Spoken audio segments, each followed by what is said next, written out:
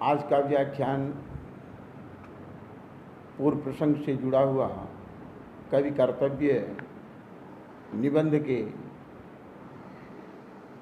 दूसरे प्रकरण यानी भाषा प्रकरण से जुड़ा हुआ है।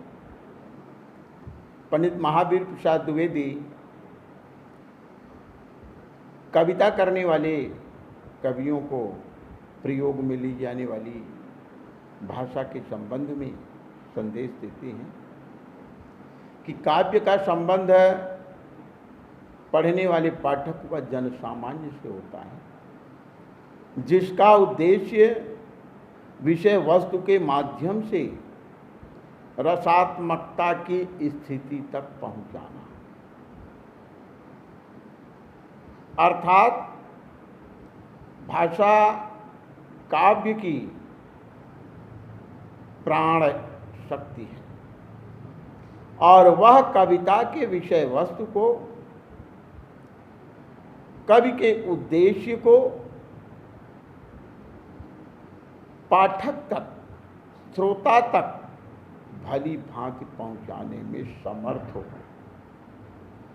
कवि को ऐसी भाषा में काव्य रचना करनी चाहिए जो सरल, सहज और जन सामान्य के योग्य हो, और वह भाषा काव्य के अर्थ को अपने अंदर समाहित कर व्यक्त करने की पूर्ण क्षमता रखे, जिसे पढ़ने वाला पाठक उस कविता के अर्थ को, विषय वस्तु के अर्थ को भली भांति समझ सके। काव्य पढ़ते समय कंठस्थ हो जाने से विशेष आनंद की प्राप्ति होती है और वही आनंद पाठक के लिए कविता को और रुचिकर, आकर्षक बना देता है। अतः महावीर प्रसाद द्विवेदी के अनुसार काव्य रचना करते समय कवियों को विशेष ध्यान देना चाहिए कि भाषा ऐसी क्लिष्ट, संस्कृत निष्ठ या लक्ष्यदार, मुहावरेदार न हो जो काव्य के अर्थ को प्रकट कर पाने में असमर्थ हो। उदाहरण के लिए कालिदास, भवभूत, तुलसीदास, इनकी रचनाओं को देखें कि इनकी लोकप्रियता का मुख्य कारण भाषा ही है, जिसे पढ़ने वाला सामान्य पाठक भी अर्थबोध से, विषय वस्तु से, काव्यानंद से भली भांति जुड़ जाता है। जो काव्य सर्वसाधारण की समझ से बाहर हो वह काव्य लोकमान्य नहीं हो पाता, बल्कि जितना सरल, सहज, सुस्पष्ट भाषा का प्रयोग कर कवि द्वारा लिखा जाएगा वो उतना ही लोकमान्य और लोकप्रिय काव्य होगा। अतः कवि को भाषा प्रयोग के अंतर्गत पढ़ने वाले पाठक को, जनसामान्य को विषय वस्तु के अर्थ अभिव्यक्ति को ध्यान में रख करके भाषा का प्रयोग करना चाहिए। कभी कभी कविगण व्याकरण के नियमों की अवहेलना कर देते हैं, ऐसा नहीं होना चाहिए। व्याकरण के नियमों की अवहेलना न करके शुद्ध भाषा, व्याकरण निष्ठ शब्दों का उपयोग करते हुए यदि काव्य लिखा जाएगा तो निश्चित रूप से वह शुद्धता और काव्य शास्त्रीय दृष्टि से श्रेष्ठ काव्य होगा। शुद्ध भाषा का जितना मान होता है अशुद्ध भाषा का उतना नहीं, इसलिए शुद्ध व्याकरणनिष्ठ भाषा का ही प्रयोग काव्य में होना चाहिए। व्याकरण का विचार न करना कवि की अज्ञानता का सूचक है। कई कविगण रचना करते समय व्याकरण को ध्यान में न रख करके जैसे इच्छा कई वैसे भाषा का, शब्दों का, देशज शब्दों का प्रयोग करके काव्य रचना का एक आकार तैयार कर देते हैं, काव्य रचना लिख देते हैं। कोई कोई कवि व्याकरण के नियमों की ओर दृष्टिपात तक नहीं करते, देखते तक नहीं। द्विवेदी जी के अनुसार यह लज्जा और खेद का विषय है। यदि व्याकरण विहीन भाषा का प्रयोग होगा तो वह कविता निश्चित रूप से कमजोर होती जाएगी, चाहे भाषा की दृष्टि से हो, चाहे अर्थाभिव्यक्ति की दृष्टि से हो। निश्चित रूप से वह काव्य भाषा की दृष्टि से कमजोर माना जाएगा। जहां तक संभव हो शब्दों का मूल रूप बिगड़ना नहीं चाहिए। ऐसे शब्दों को तोड़ मरोड़ करके ऐसे देश शब्दों का चयन कर लिए जिसका जन सामान्य अर्थ ही नहीं समझते, बल्कि काव्य तो सर्वग्राह्य होना चाहिए, सुस्पष्ट भाषा होनी चाहिए। ऐसे शब्दों का विधान न हो जो कुछ विशेष वर्ग के समझ में अर्थ को समझा पाने में असमर्थ हो। मुहावरे आदि का भी प्रयोग करते हैं, लेकिन उस पर भली भांति विचार कर लेना चाहिए कि मुहावरों का प्रयोग हो, लेकिन इस प्रकार से नहीं कि वह काव्य के अर्थाभिव्यक्ति में बाधा उत्पन्न करने लगे या रसात्मक स्थिति तक पहुंचने में पाठक को बाधा उत्पन्न करने लगे, श्रोता को बाधा उत्पन्न करने लगे, या ऐसे मुहावरों का प्रयोग कर लें कि वो शब्द ही कर्णकट हो जाए।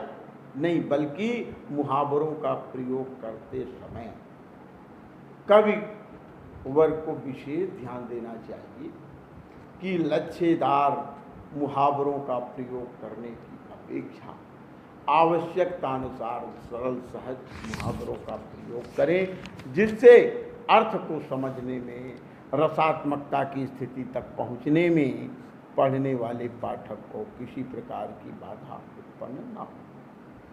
विषय के अनुसार शब्दों की स्थापना होनी चाहिए। कविता एक अपूर्व रसायन है, उसके रस की सिद्धि ही कवि का उद्देश्य है। इसलिए बड़े ही सावधानी पूर्वक मनोयोग से जुड़कर अत्यंत कुशलता चतुराई पूर्वक शब्दों का चयन करके ही काव्य रचना करनी चाहिए। किसी किसी स्थल पर विशेष रूप रुक्षाक्षर वाले शब्द अच्छे लगते हैं, परंतु सर्वत्र ललित और मधुर शब्दों का ही प्रयोग होना चाहिए। जिस प्रकार की रचना हो उस प्रकार के शब्दों का विधान होना चाहिए। अक्षर मैत्री पर भी विचार कर लेना चाहिए कि ऐसा नहीं कि अक्षरों का मेल ऐसा हो, इस प्रकार से शब्द निर्मित हो जो उस काव्य की सरलता सहजता को कटुता में परिवर्तित कर दें और वो शब्द सुनते समय कानों को कर्णकटु प्रतीत हो। शब्द चुनने में अक्षर मैत्री का ध्यान होना चाहिए और पद्य केवल मधुरता का द्योतक है, इसलिए सुमधुर शब्दों का, वर्णों का प्रयोग हो और जितने भी शब्दों का विधान किया जाए सुमधुर वर्णों से युक्त होने चाहिए। कभी कभी जैसे केशव की कविताओं को पढ़ते हैं तो कहीं ऐसे शब्दों का प्रयोग मिल जाता है, पारिभाषिक शब्दों का प्रयोग मिल जाता है, जिससे रसात्मक दृष्टि से काव्य का स्वरूप तो नष्ट ही होता है, साथ ही साथ उस काव्य का अपना अद्भुत सौंदर्य और रस भाव भी कमजोर पड़ जाता है। अतः शब्दों को यथा स्थान रखना चाहिए, शब्द स्थापना ठीक होनी चाहिए और शब्दों के अंतर्गत उपयोग में लिए गए वर्ण सुमधुर और कानों को प्रिय लगने वाले हों, तभी वह काव्य शब्द चयन या शब्द की दृष्टि से सफल होगा। इसी क्रम में आगे कि गद्य और काव्य की भाषा लोग कहते हैं अलग होनी चाहिए। जैसे काव्य में किसी भी शब्दों का प्रयोग करके तुकबंदी है, तोड़ मरोड़ करके अपनी बात को कह दें, नहीं।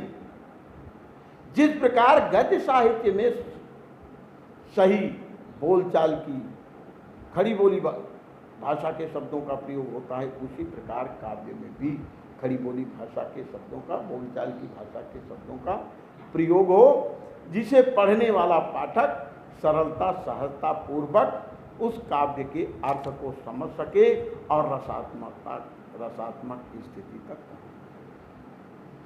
बोलना एक भाषा और कविता में प्रयोग करना दूसरी भाषा प्राकृतिक नियमों के विरुद्ध।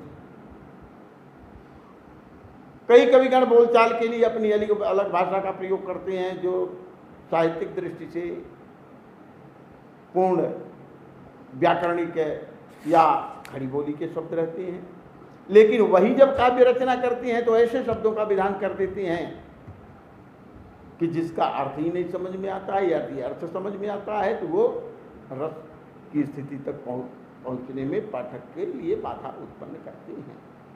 अतः ऐसी स्थिति में बोलने की भाषा और साहित्यिक भाषा समान होनी चाहिए, जिससे कविता का आकर्षण सौंदर्य न बिगड़ने पाए और पढ़ने वाला पाठक सरलता सहजता पूर्वक रस दशा तक पहुंच सके। बस इन्हीं शब्दों के साथ विराम देना चाहेंगे। कल हम कविता के अर्थ प्रकृति पर बात करेंगे।